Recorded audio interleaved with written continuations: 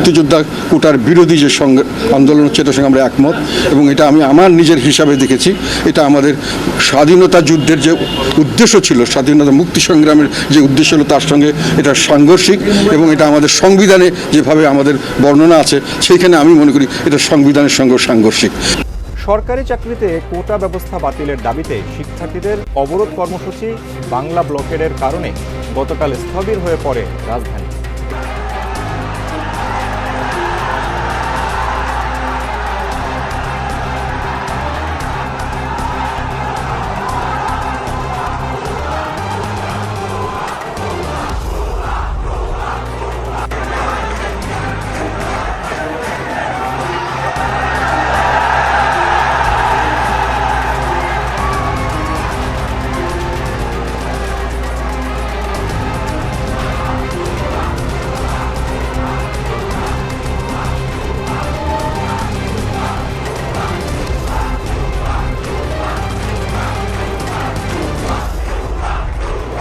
আসসালামু আলাইকুম প্রিয় দর্শক, ফাইনালি চলে আসলাম আপডেট ও গুরুত্বপূর্ণ কিছু নিউজ নিয়ে আপনাদের মাঝে। প্রিয় দর্শক, অবশ্যই ভিডিওটি শেষ অবধি দেখবেন।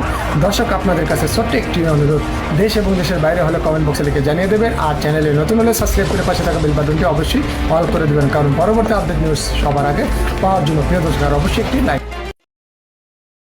2018 সালের চেয়েও বেশি ক্ষিপ্রতা এবারে কোটা সংস্কার আন্দোলন সারা দেশে ছড়িয়ে পড়ছে। গতকাল বাংলা ব্লকের কর্মসূচির প্রথম দিনে 6 ঘন্টারও বেশি সময় শাহবাগকে কেন্দ্র করে আশেপাশের পুরো এলাকা আন্দোলনকারীদের নিয়ন্ত্রণে ছিল। শাহবাগকে কেন্দ্র করে শুধুমাত্র ঢাকায় না, সারা দেশে আন্দোলনটা ছড়িয়ে পড়েছে। গতকাল ঢাকা টাঙ্গাইল, ঢাকা রংপুর, ঢাকা আরিচা, ঢাকা চট্টগ্রাম মহাসড়ক প্রায় 4 থেকে 5 ঘন্টা অবরুদ্ধ ছিল। সকাল 11:30টার দিকে রাজশাহী বিশ্ববিদ্যালয়ের শিক্ষার্থীরা ঢাকা রাজশাহী ট্রেন চলাচল পুরোপুরি বন্ধ করে দিয়েছে, তারা রেলপথ অবরোধ করেছে এবং রেলওয়ের পক্ষ থেকে স্বীকার করা হয়েছে উত্তরবঙ্গের সাথে ঢাকার রেল যোগাযোগ প্রায় বিচ্ছিন্ন এই মুহূর্তে।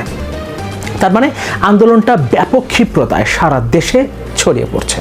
কিন্তু অনেকেই বলার চেষ্টা করছেন সরকার পরিকল্পিতভাবে এই আন্দোলন মাঠে নামিয়েছে, সরকার অন্য কোনো ইস্যুকে ধামাচাপা দেবার জন্য এবং অন্য কোনো ইস্যুতে বৃহত্তর কোনো আন্দোলন যাতে গড়ে না ওঠে এই কারণে কোটা সংস্কার আন্দোলনকে মাঠে নামিয়েছে। এমনকি কেউ কেউ বলার চেষ্টা করছেন এখন কোটা সংস্কার আন্দোলনে যারা নেতৃত্ব দিচ্ছে তারা সরকারের সাথে বিভিন্নভাবে যোগাযোগ রেখে এই কাজটা করছে। কেউ কেউ বলার চেষ্টা করছেন পুলিশ তো বাধা দিচ্ছে না, কেউ বলছেন ছাত্রলীগ তো 2018-র মতো করে আর অতটা অ্যাগ্রেসিভ হচ্ছে না এই আন্দোলন দমন করার ক্ষেত্রে। কিন্তু আমাদের একটা বিষয় মাথায় রাখতে হবে, 2018 সালের বাংলাদেশ আর 2024 সালের বাংলাদেশ এক না। 2018 সালের পুলিশ আর 2024 সালের পুলিশ এক না। 2018 সালের পর অনেক ঘটনা এই দেশে ঘটে গেছে। 2021 সালে র্যাবের উপরে স্যাংশন এসছে, এরপর আজিজ বেনজিরদের যে চরিত্র আমাদের সামনে উঠে এসেছে, আসাদুজ্জামান মিয়া, ডিআইজি শিমুল, ডিআইজি জামিল হাসানদের যে চিত্র আমাদের সামনে এসছে, তাতে পুলিশ বাহিনী এখন আর 2018 সালের সেই পুলিশ বাহিনী নেই। 2018 সালে কোটা সংস্কার আন্দোলনকে দমন করার জন্য শেখ হাসিনার সরকার পুলিশকে দলীয় ক্যাডার বাহিনী হিসেবে ব্যবহার করতে পেরেছিল, এখন চাইলেই পুলিশকে তারা দলীয় ক্যাডার বাহিনী হিসেবে ব্যবহার করতে পারবে না। এর মধ্যে অনেক কিছু ঘটে গেছে, অনেক কিছু পরিবর্তন হয়ে গেছে। ঢাকা বিশ্ববিদ্যালয় হলগুলোতে ছাত্রলীগের একক কর্তৃত্ব এখনও আছে, কিন্তু তারা আগের মতো করে চাইলেই হল থেকে একজন ছাত্রকে বের করে দেয়া কিংবা হলগুলো বন্ধ করে রাখা সেই শক্তিটা এখন আর তাদের নেই। তারা চাইলেই এখন কোনো শিক্ষার্থীকে হল থেকে বের করে দিতে পারে না, তার বিরুদ্ধে প্রতিবাদ হয়। 2018 সালে এই প্রতিবাদটা হতো না, এখন এই প্রতিবাদটা হয়। এবং আন্দোলনটা যেভাবে ছড়িয়ে পড়ছে চারদিকে, অনেকে বলার চেষ্টা করছেন সরকার যদি প্যাট্রোনাইজ না করে তাহলে এভাবে সারা দেশে আন্দোলনটা ছড়িয়ে পড়তে পারতো না। এখন এখানে বেশ কয়েকটা প্রশ্ন তৈরি হয়, এই আন্দোলনটা মাঠে নামিয়ে সরকারের লাভ কি? সরকার কি চিন্তা করে, কি ধামাচাপা দেওয়ার জন্য কোন আন্দোলনটা গড়ে উঠতো যেটাকে ধামাচাপা দিয়ে কোটা সংস্কার আন্দোলনকে মাঠে নামিয়েছে সরকার? এই প্রশ্নগুলোর উত্তর তো আমাদের খুঁজে বের করতে হবে, যেহেতু আমরা অনেকে বলার চেষ্টা করছি যে সরকারি পরিকল্পনা মাফিক এই আন্দোলনটাকে মাঠে নামিয়েছে। প্রধানমন্ত্রী বলেছেন কোটা সংস্কার আন্দোলন, দুঃখিত, উনি বলেছেন কোটা বাতিলের আন্দোলন অযৌক্তিক। যদিও শিক্ষার্থীরা 2018 সালেও কিন্তু কোটা বাতিলের আন্দোলন করেন নাই, তখন তারা কোটা সংস্কার চেয়েছিল। এবারও শিক্ষার্থীরা কোটা বাতিলের আন্দোলন করছে না, কোটা সংস্কারের আন্দোলন করছে। প্রধানমন্ত্রী হঠাৎ করে 2018 সালে সংসদে দাঁড়িয়ে বলে ফেলেন কোটা পুরোপুরি বাতিল করে দেওয়া হবে। এরপর প্রথম এবং দ্বিতীয় শ্রেণীর চাকরিতে কোটা বাতিল করে, পুরোপুরি বাতিল করে পরিপত্র জারি করা হলো। শিক্ষার্থীরা কিন্তু কোটা সংস্কার চেয়েছিল, এখনো তারা সংস্কারই চাইছে। প্রধান বিচারপতি বলেছেন আন্দোলন করে তো আদালতের রায় পরিবর্তন করা যাবে না। যাই হোক, প্রধানমন্ত্রীর বক্তব্য কিংবা প্রধান বিচারপতির বক্তব্য খণ্ডন করার জন্য আজকে কথা বলছি না। প্রধানমন্ত্রী ছাত্রদের হাইকোর্ট দেখাচ্ছেন, সুপ্রিম কোর্ট দেখাচ্ছেন, দেখাতেই পারেন।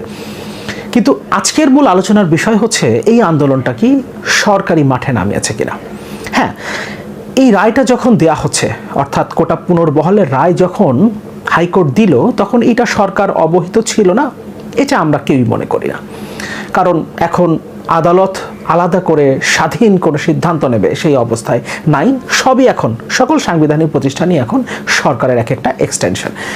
সুতরাং সরকার এ ব্যাপারে অবহিত ছিল এবং এরপরে একটা আন্দোলন যে মাঠে নামবে সে ব্যাপারেও তাদের ধারণা ছিল। কিন্তু আন্দোলনটা এই পর্যায়ে যাবে, এই পর্যায়ে যেতে পারে, সেই ধারণা কি তাদের ছিল? থাকবার কথা। কারণ আমাদের নিশ্চয়ই মনে আছে প্রথমবার নিরাপদ সড়ক আন্দোলনের পরে আরও বেশ কয়েকবার কিন্তু নিরাপদ সড়কের দাবিতে ছাত্ররা রাস্তায় নেমেছে। কিন্তু সেই আন্দোলনগুলো প্রথম আন্দোলনের মতো সেভাবে জোরালো কোনো অবস্থান নিতে পারেনি। ফলে সরকারের এই ধরনের একটা ধারণা থাকতেই পারে এখন যদি আবার কোটা পুনর্বহাল করা হয় তাহলে শিক্ষার্থীরা হয়তো রাস্তায় নামবে, কিন্তু সেই আন্দোলন 2018 সালের মতো ব্যাপক ক্ষিপ্রতায় আজকে যে অবস্থাটা হয়েছে, 2018 সালকেও যেভাবে ছাড়িয়ে যাচ্ছে, আন্দোলন এই পর্যায়ে আসবে সেটা সরকার কখনো চিন্তা করেনি। আমার ধারণার কথা বলছি। অনেকে বলার চেষ্টা করছেন প্রধানমন্ত্রী ভারতে গিয়েছিলেন, সেখানে 10টা সমঝোতা স্মারক স্বাক্ষর করেছেন, 7টা নতুন, 3টা পুরনো, এগুলোকে ধামাচাপা দেবার জন্য এবং এটাকে কেন্দ্র করে যাতে কোনো আন্দোলন করে না ওঠে। প্রধানমন্ত্রী ভারত সফর করেছেন বেশ কয়েকদিন আগে। এরপরে কি আদৌ বড় কোনো ধরনের আন্দোলন গড়ে উঠছিল? কোনো বিরোধী রাজনৈতিক দল, সবচেয়ে বড় রাজপথের বিরোধী দল বিএনপি কিংবা অন্য কোনো রাজনৈতিক দল কি সেভাবে একটা আন্দোলন গড়ে তোলার চেষ্টা করেছিল প্রধানমন্ত্রীর ভারত সফরকে নিয়ে?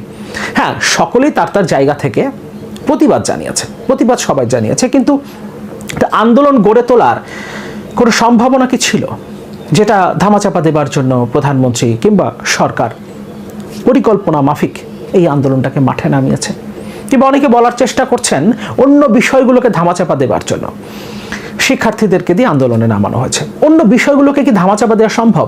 যে বিষয়গুলো আমাদের সামনে আসবে সেগুলো এই আন্দোলনটা চলমান থাকলেও আসবে, এই আন্দোলনটা যদি চলমান না থাকে তারপরেও আসবে। আর যেগুলো আমাদের সামনে আসবে না, যেগুলো সরকার আড়াল করার চেষ্টা করবে এবং আড়াল করতে সক্ষম হবে, সেগুলো এমনিতেও আসবে না। সেটা এই আন্দোলন যদি চলে তাও আসবে না, আন্দোলন যদি বন্ধ থাকে, কোটা সংস্কার আন্দোলনটা যদি নাও থাকতো তারপরেও সেটা আমরা জানতে পারতাম না। এখন প্রশ্ন হচ্ছে, কোটা সংস্কার আন্দোলন না হলে, যদি এই আন্দোলনটা না থাকতো, তাহলে ভারতের সাথে চুক্তি কিংবা তিনি যে এখন চীনে যাচ্ছেন এবং সেখানেও 20টা সমঝোতা স্মারক স্বাক্ষর হতে পারে, এই বিষয়গুলো নিয়ে সরকারের বিরুদ্ধে যে আন্দোলনটা গড়ে তোলার কথা অনেকে বলছেন, যেটা হতে পারতো কিন্তু এখন কোটা সংস্কার আন্দোলনের জন্য হচ্ছে না, সেই আন্দোলনগুলোতে এখন যে শিক্ষার্থীরা অংশগ্রহণ করছেন কোটা সংস্কার আন্দোলনে, তারা কি আসতেন?